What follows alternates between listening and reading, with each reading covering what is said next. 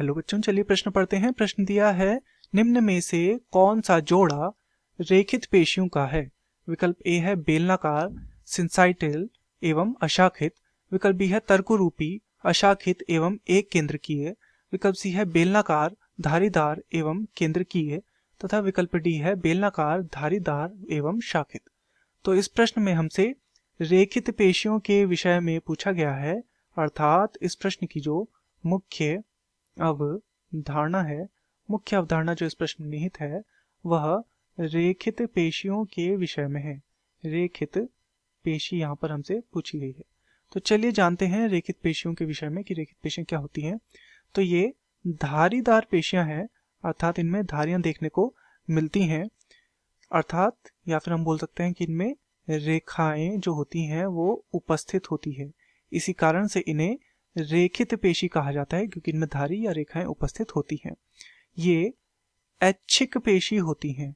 ऐच्छिक पेशी का क्या अर्थ है? ऐच्छिक पेशी का अर्थ है जिन्हें हम अपनी इच्छा के अनुसार नियंत्रित कर सकते हैं। तथा ये कंकालीय पेशी भी होती हैं। कंकालीय पेशी ये होती हैं। कौन सी? रेखित पेशी जो होती है वो कंकालीय पेशी भी होती हैं। इनका जो तंतु होता है, इन पेशियों का जो तंतु होता है वो कैसा होता है? वो होता है बेलनाकार। तो रेखित पेशी का तंतु कैसा होता है? बेलनाकार होता है, बेलन के आकार का होता है। तथा इसके जो रेशे होते हैं वे अशाखित भी होते हैं। अशाखित अशाखित होते हैं। इसके अतिरिक्त ये जो होती हैं, जो रेखित पेशियां होती हैं, ये बहुकेंद्रकीय होती हैं। बहुकेंद्रकीय ये होती हैं, या फिर जिसे हम बोलते हैं सिंसाइटियल। सिंसाइटियल तो सिंसाइटियल भी इन्हें कहा जाता है, अर्थात ये क्या होती हैं? बहुकेंद्रकीय होती हैं। तो चलिए अपने विकल्पों को देखते हैं। विकल्प ए है बेलनाकार, सिंसाइटियल एवं अशाखित। तो बिल्कुल जैसा हमने देखा, ये बेलनाकार होती हैं, अशाखित होती हैं, वह सिंसाइटियल होती हैं। तो ये विकल्प बिल्कुल हमारा सही है। विकल्प बी है तर्करूपी, अशाखित व एक केंद्रकीय। तो ये जो है ये अरेखित पेशी के गुण हैं।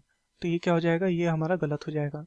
विकल्प सी है बेलनाकार, धारीदार व केंद्र की, अर्थात एक केंद्र की यहाँ पे बात कर रहा है, तो ये क्या हो जाएगा? ये गलत हो जाएगा, जबकि बेलनाकार व धारीदार यहाँ पर सही था। विकल्प डी है बेलनाकार, धारीदार व शाखित। तो ये शाखित नहीं होती बल्कि ये अशाखित होती है, तो ये क्या हो जाएगा? ये भी हमारा गलत हो जाएगा। तो दिए गए प्रश्न का सही उत्तर होगा विकल्प ए, बेलनाकार, सिंसाइटियल एवं अशाखित। मैं आशा करता हूँ आपकी यह समझ में आया होगा। धन्यवाद।